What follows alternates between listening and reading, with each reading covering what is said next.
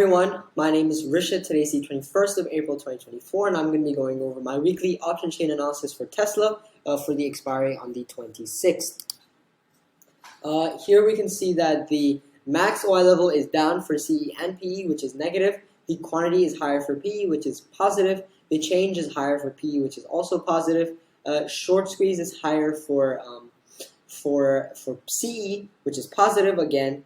However, the PCR is still higher than 1, which is also positive.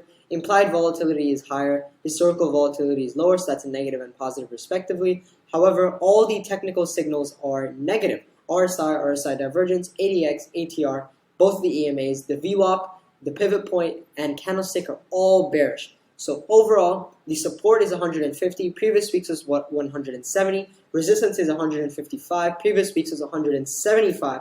And the prediction is that Tesla goes down. So, thank you for watching, enjoy, and I will see you in the next video.